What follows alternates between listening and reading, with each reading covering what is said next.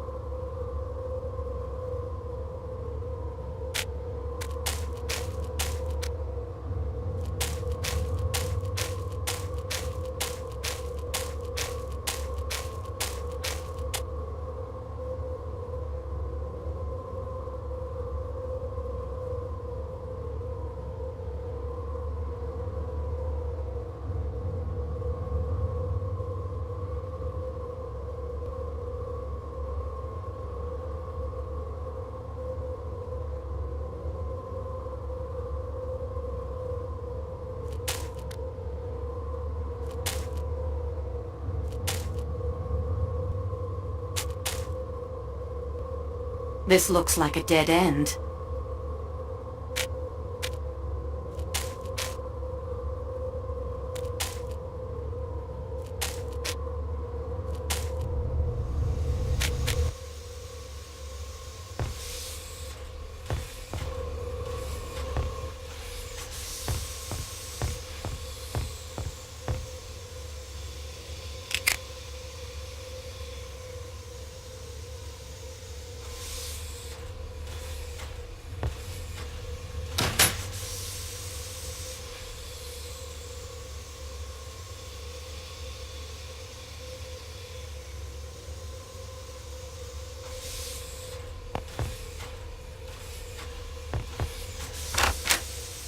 Do not disturb me. I do not have enough vinegar or olive oil for the Count and Countess. I will be shamed. How rude.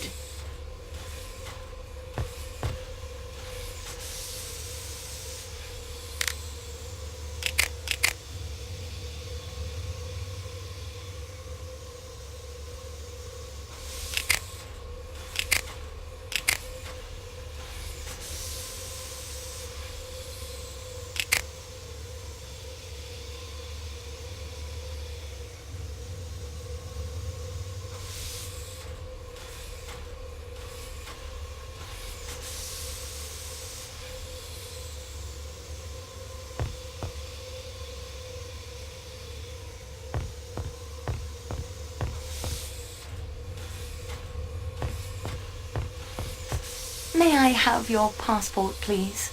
Oui, mademoiselle. You will find it in room 1-2 in the Athens Paris coach. What can you tell me of your movements after dinner? I came in here to attend to the bar after everyone went to their homes. I cleaned the salon car and went to the Athens Paris coach to rest. What time was that? I closed the bar at midnight, so it would be a few minutes after that.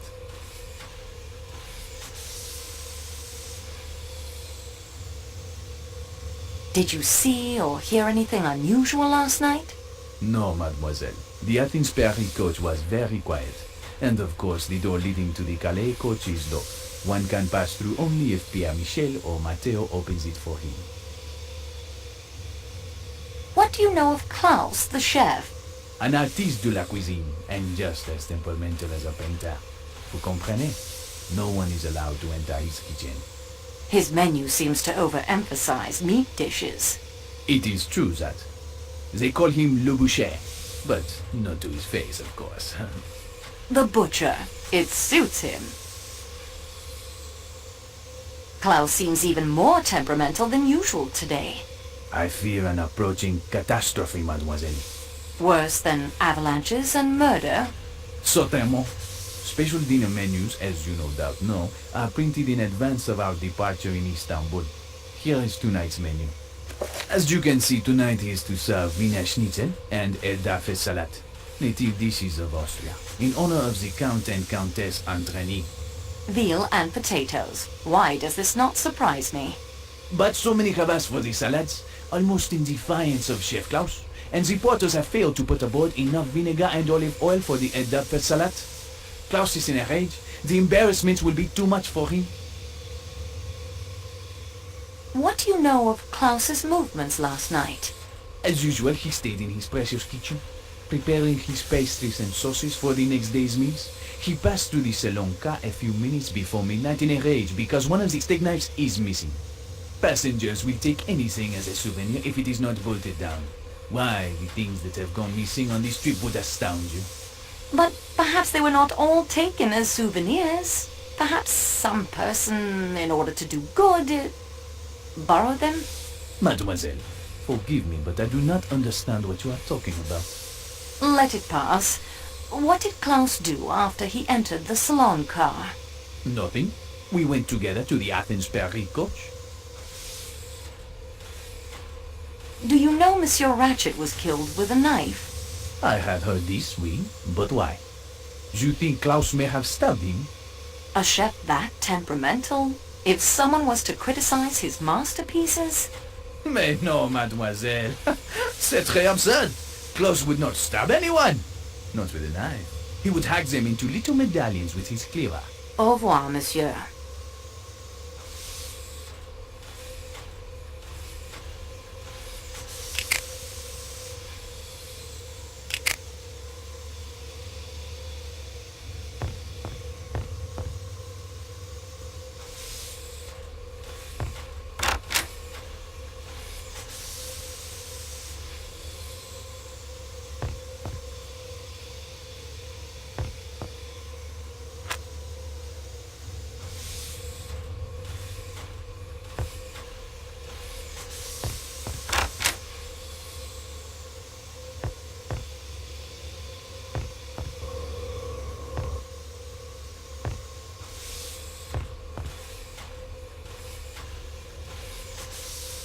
Do you have a plan to the Athens-Paris coach?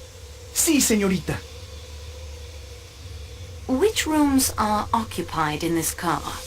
The Greek doctor is the only passenger. He is in room 13.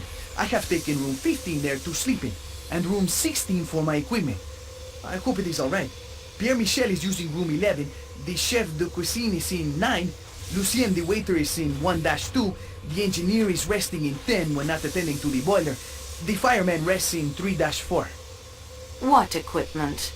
I am a ham radio operator. Usually I carry the equipment in the baggage car.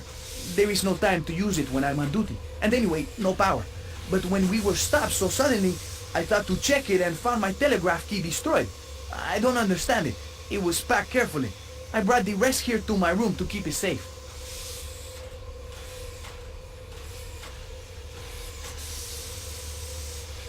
Did anyone pass between this car and the Calais coach last night? Only Pierre.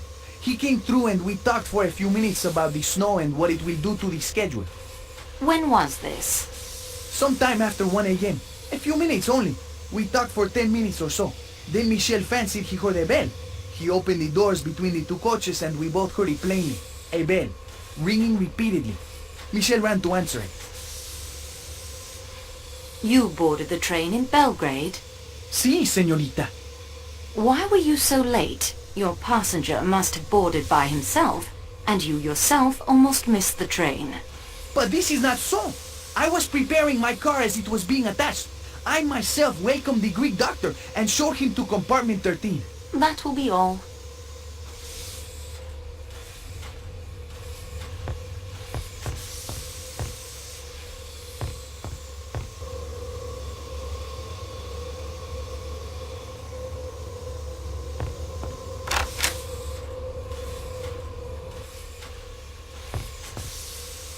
I don't think he's in the mood for conversation.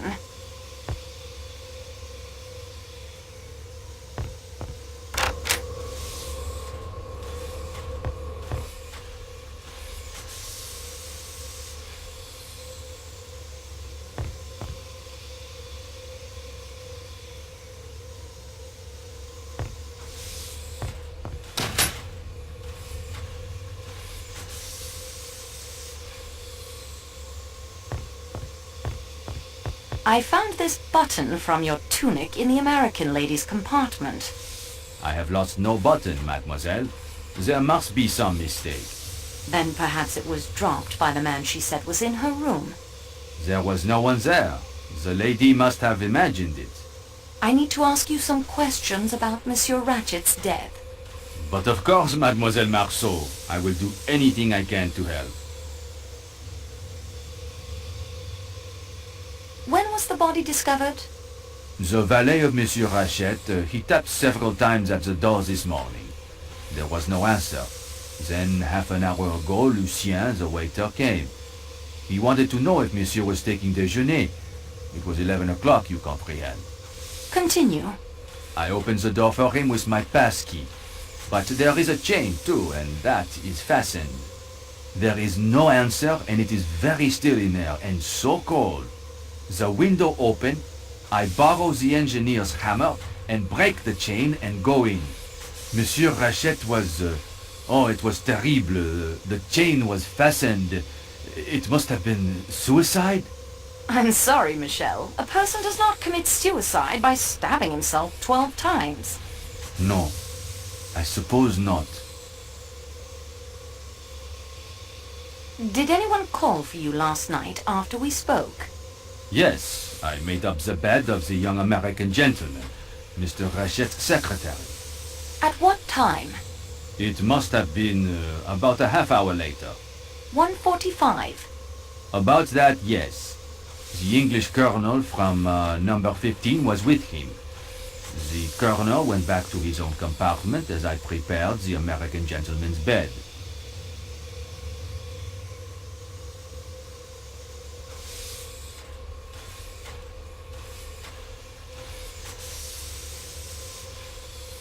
Did you see anyone moving about last night after we spoke? The English colonel returned to his compartment. No one after that.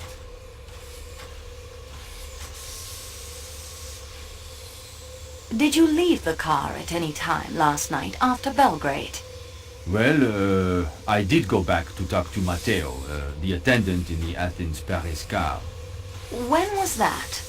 Not long after 1. How long were you gone? A few minutes only. One of my bells rang. You remember, it was the American lady. She had rung several times. There is nothing more I can tell you.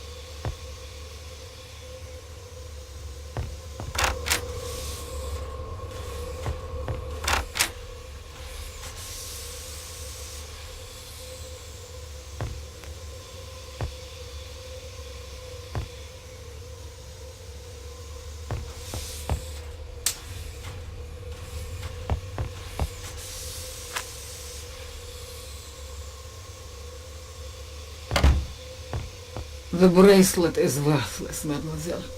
It is copper only. I bought it outside the train station in Istanbul for my arthritis. Take it if you like. I'm very sorry, Your Highness. I realize how this